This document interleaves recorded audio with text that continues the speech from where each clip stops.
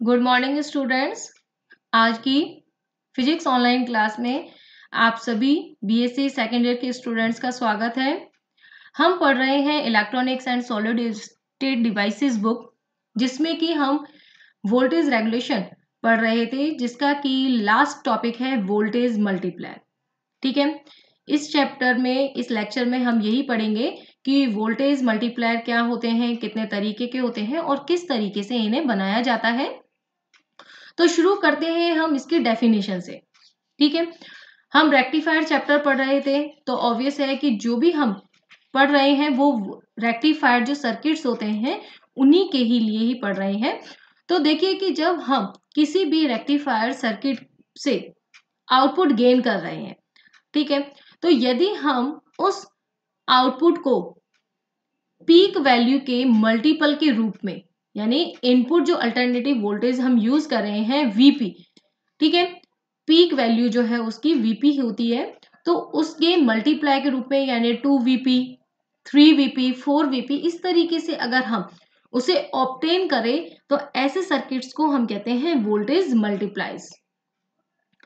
ठीक है, अब इनको यूज कहाँ किया जाता है? यूज होते हैं ये कैथोड रे ट्यूब, जो डिस्प्ले ट्यूब्स होती हैं, ठीक है, टीवी वगैरह जो आप यूज करते हैं, ऑसिलोस्कोप जो यूज किए जाते हैं, और कंप्यूटर्स वगैरह की जो डिस्प्ले होती हैं, तो इनमें इन वोल्टेज मल्टीप्लायर जो सर्किट्स होते हैं उनको यूज किया जाता है। यानी कि एक तरीके से देखा जाए तो ये बहुत ही इंपॉर्टेंट सर्किट्स होते हैं। अब इन्हें हम बनाते किस तरीके से हैं? ठीक है, तो शुरुआत करते हैं हम हाफ वेव वोल्टेज डबलर से, यानी कि डबल करके हम प्राप्त करेंगे। अब देखिए यहाँ पर जो नाम है वोल्टेज डबलर, तो उसके नाम से ही पता लग जाएगा कि जो आउटपुट है वो हम इनपुट की पीक वैल्यू के डबल के रूप में, जैसे यहाँ पर देखिए पीक क्या है, वीपी, तो आउटपुट पे हम कितना ले लेंगे अब की बार, 2 वीपी। ठीक है, समझ में आ गया। और हाफ वेव मतलब कि हम यहाँ पर एक ही डायोड को, जो हाफ वेव रेक्टिफायर आपने पढ़े हुए हैं, तो उस तरीके से हम उसको सर्किट को यूज करेंगे। ठीक है, तो इसमें होगा क्या कि आपको सर्किट दिखाई दे रहा है जहां पर कि हमने दो डायोड्स यूज करे हैं, D1 और D2, और दो कैपेसिटर्स हैं C1 एंड C2। ठीक है, तो इसमें होता क्या है कि जब हमारे पास अल्टरनेटिव जो करंट यहां से हमें मिल रही है, उसमें देखिए अल्टरनेटिवली P प्लस और सेकेंड हाफ के लिए Q प्लस हो जाएगा। ठीक है, तो जिस हाफ के लिए Q प्लस रहेगा, ठीक है, तो उसमें क्या होगा कि Q के प्लस होते ही D1 जो है वो फॉरवर्ड बायस में हो जाएगा, और D1 फॉरवर्ड बायस में होते ही क्या होगा कि जो कैपेसिटर C1 है वो क्या होगा, चार्ज होना शुरू हो जाएगा। यानी यहां पर ये फुल चार्ज हो जाएगा Vp तक, जो पीक वैल्यू है Vp तक। ठीक है, ये चार्ज हो गया हाफ में। ठीक है, जो हमने यहाँ पर फर्स्ट जो टॉस उसमें बताया हुआ है कि ये फर्स्ट जो हाफ साइकिल होगा उसमें C1 Vp तक चार्ज हो जाएगा। ठीक है, अब क्या हुआ, सेकेंड हाफ स्टार्ट होगा। सेकेंड हाफ में क्या होगा, P प्लस होगा।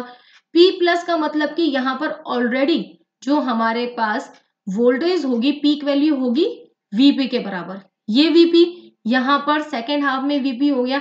इसका मतलब जो यहाँ पर जब ये D2 ये प्लस होगा, तो ऑब्वियस है कि ये D2 पॉजिटिव फॉरवर्ड बायस में हो गया, और D2 फॉरवर्ड बायस में होने के लिए अब यहाँ पर दोनों को मिला करके हमारे पास कितना हो रहा है, 2Vp वोल्टेज। तो जिसकी वजह से जब D2 फॉरवर्ड बायस में होगा तो कैपेसिटर जो है वो चार्ज होगा 2Vp तक। समझ में आ गए? D1 जब चार्ज, D1 फॉरवर्ड बायस में है तो C1 Vp तक चार्ज होगा। P प्लस होने के बाद सेकेंड हाफ में P प्लस टर्मिनल हो जाएगा, तो ये Vp, C1 पर वोल्टेज है Vp, दोनों मिलकर के D2 को फॉरवर्ड बायस में करेंगे और C2 चार्ज होगा 2Vp तक, और एक्सटर्नल लोड जो है वो इसके पैरेलल में जोड़ा हुआ है, जिसकी वजह से हमारे पास जो एक्सटर्नल है उस पर हमें वोल्टेज जो मिलेगा, आउटपुट वोल्टेज मिलेगा, वो दैट विल बी 2Vp। ठीक है, 2Vp के बराबर होगा। ठीक है, यही थ्योरेटिकल यहाँ पर लिखा हुआ है, तो आप पढ़ सकते हैं कि when the voltage at Q is positive for the half a cycle, the diode D1 becomes forward bias and capacitor C1 is charged to the peak value Vp of the input voltage. And in the next half of the cycle, the potential at the point P becomes positive and the diode D2 is forward biased. And when the point P reaches to the potential plus Vp, the potential difference Vp across the C1, दोनों मिलकर के the potential difference Vp between the P and Q become in series charge the capacitor C2 through the diode D2 to a potential to Vp. And if the between of and Q and R, the condenser C2, a high resistance RL is connected to the output voltage becomes to Vp. ठीक है, आपको process समझ में आ गई। अब इसी चीज को यदि मान लीजिए कि हम फुल वेव रेक्टिफायर के तौर पर हम यूज करें, तो इसमें क्या होगा कि भाई हमारे पास जो प्लस हाफ होगा तो C1 चार्ज हो रहा है।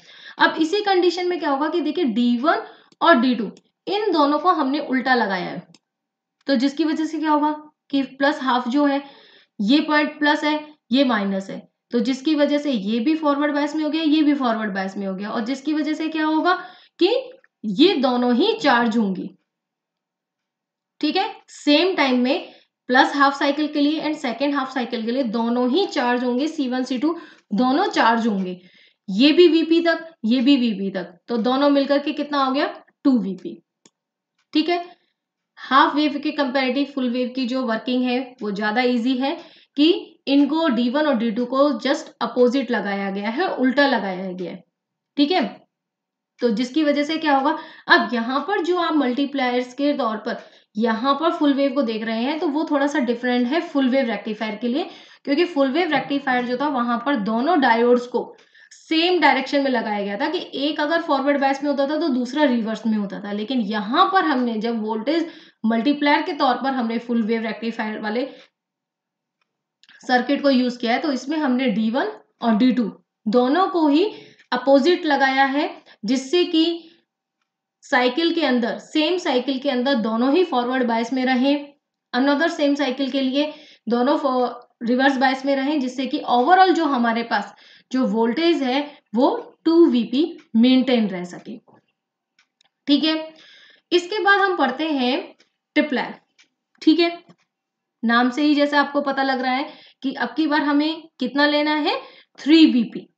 अब 3 Vp लेने के लिए देखिए हम क्या कर रहे हैं कि जो हमारे पास जो यहां पर देखिए यहां तक का जो सर्किट है वो आपको लगभग दिख रहा होगा सेम। किसका same? Half wave voltage doubler का। ठीक है, सेम है, तो जिसकी वजह से क्या होगा कि हमारे पास, हमें पता है कि यहां पर हमारे पास जो वोल्टेज होगी वो 2 Vp। देखिए यहां पर तो C3 जो है वो इससे चार्ज हो रहा है। ठीक है, तो सेम है कि भाई हमारे पास जो C1 और C2 की जो चार्जिंग है वो तो सेम तरीके से होगी वोल्टेज डबलर के तौर पर, लेकिन जब Q जो हमारे पास पॉजिटिव होगा तो इसमें क्या होगा कि Q के पॉजिटिव होने के बाद सीधे सीधे ये D3 को भी प्लस कर देगा, तो ये D3 पॉजिटिव होने की वजह से हमारे पास क्या होगा, चार्ज होना शुरू हो जाएगा। ठीक है, यहां तक 2 Vp, ये Vp, तो दोनों मिलकर के कितना मिल जाएगा हमारे पास, एक्सटर्नल लोड कितना हो जाएगा 3 Vp। ठीक है ना, क्योंकि अब की बार हमने जो एक्सटर्नल जोड़ा है वो P और S के बीच में है, तो यहां पर एक तो ये हो गया Vp, ये 2 Vp, दोनों जो पोटेंशियल मिलकर के कितना हो जाएगा, एक्सटर्नल लोड पर 3 Vp हो जाएगा। ठीक है, और इसमें क्या होता है कि ऐसा नहीं है कि ये जो प्रोसेस है वो एक साइकिल में ही कंप्लीट हो जाता है। ठीक है, क्योंकि जो कैपेसिटर्स हैं उनके अंदर क्या होता है कि जैसे ही फॉरवर्ड बायस होगा वो चार्ज होना शुरू हो जाएगा, लेकिन रिवर्स बायस होते ही, जैसे ही डायोड रिवर्स बायस में गया तो कैपेसिटर्स की डिस्चार्जिंग होनी शुरू हो जाती है, जिससे कि वोल्टेज जो है वो कम होना शुरू हो जाता है। तो ये जो प्रोसेस है जिसमें कि हमें एक्सटर्नल वोल्टेज को मेंटेन रखना है, तो उसके लिए हमें क्या होता है कि कुछ साइकिल्स तक वेट करना होता है। ठीक है ना, तो जिससे कि जो वोल्टेज लॉसेस है वो मेंटेन हो सके और एक टाइम के बाद हमें कितना मिल जाएगा फिर external load 3 Vp across V wants. ठीक है, इसी तरीके से अगर मान लीजिए हमें 4 गुना लेना है, तो 4 गुना के लिए हमारे पास वोल्टेज क्वाड्रुप्लार हम यूज करेंगे, जिसमें कि क्या होगा कि देखिए सेम अब की बार हमने क्या किया कि 2 डबलर्स को यूज किया है, ठीक है। सर्किट्स अगर आप देखोगे तो सेम है, बस आपको थोड़ा सा क्या करना है, अल्टरनेटिव जो डायोड्स है उनको एक एक को बढ़ाते जाना है और अल्टरनेटिव डायरेक्शन में कैपेसिटर्स लगाने हैं। जैसे आप देखिए यहाँ पर हमारे पास D1 D2 दोनों अपोजिट है, फिर D3 उसका अपोजिट एंड D4 उसका अपोजिट हो जाएगा। इसी तरीके से C1 और C2 अपोजिट डायरेक्शन में है, C2 C3 और C4 जो है ये भी अपोजिट डायरेक्शन में है। तो सर्किट्स जो है वो सिंपल है, ज्यादा आपको कॉम्प्लिकेशन नहीं है कि हम कैसे इन सर्किट्स को याद रखेंगे। अगर आप ये ट्रिक जैसा मैं आपको बता रही हूँ कि अपोजिट लगाने हैं, अपोजिट डायरेक्शन में लगाने हैं, अपोजिट ब्रांचेज में लगाने हैं, तो आपको ये इजीली याद रह जाएंगे, ठीक है। तो क्वाड्रप्लायर के लिए क्या होगा कि 2 डबलर्स को, तो एक हमने यहाँ पे दिखाया जिससे कि हमें 2Vp, सेकेंड डबलर से हमें मिल रहा है 2Vp, तो हमने क्या किया Q और T के बीच में हमने जोड़ दिया, ठीक है। अब देखिए आपने ट्रिपलर पढ़ा तो वहां पर हमने P और S के बीच में एक्सटर्नल को जोड़ा था। अब की बार हमें क्या करना था, क्वाड्रप्लायर लेना था, तो हमने एक डायोड बढ़ा दिया, एक कैपेसिटर बढ़ा दिया और जो एक्सटर्नल था वो ऊपर की तरफ ना लेके नीचे की तरफ हमने ले लिया है Q और T के बीच में। यहां पर हमने एक्सटर्नल लोड जोड़ दिया जिससे कि हमें जो एक्सटर्नल वोल्टेज है वो 4Vp प्राप्त हो जाता है। तो इस टॉपिक के साथ ही आपका जो ये चैप्टर है वो भी खत्म हो जाता है, आपकी यूनिट भी कंप्लीट हो जाती है। सो आप जितने भी लेक्चर्स हैं उनको मिस ना करें, अच्छे से पढ़ते रहें, एक बार अपने हाथ से सर्किट्स वगैरह हैं, डेरिवेशंस हैं, उनको जरूर अपने हाथ से करके देखें।